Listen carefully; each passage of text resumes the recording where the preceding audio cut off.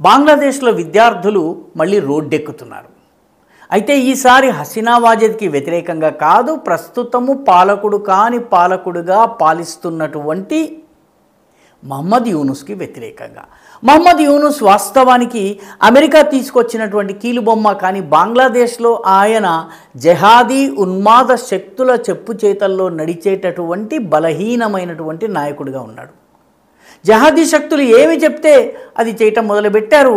బంగ్లాదేశ్లో అసలు పాటలు, నృత్యము, కళలు ఇవి చాలా పాపులర్. ఎందుకంటే బెంగాలీ కల్చర్కి ప్రాణమే సంగీతము, నృత్యము, సాహిత్యము. దానిని నిషేధిస్తూ మహమ్మద్ యూనుస్ ప్రభుత్వము ఆదేశాలు జారీ చేసింది. దీంతో మొత్తము బంగ్లాదేశ్లోని విద్యార్థులు రోడ్ల మీదకి వచ్చి, మీరు సిలబస్ నుంచి సంగీతాన్ని తొలగించినంత మాత్రాన మా హృదయాల నుంచి సంగీతాన్ని తొలగించలేరని చెప్పి పెద్ద ఊరేగింపు తీశారు, ధర్నాలు, ర్యాలీలు చేశారు. 1971 విజయ చిహ్నంగా ఉన్నటువంటి అపరాజేయ బాంగ్లా, ఓటమి లేని బాంగ్లా అనేటటువంటి విగ్రహం దగ్గర, స్మృతి స్థలం దగ్గర వీళ్ళందరూ ఈ ధర్నాల్ని నిర్వహించారు.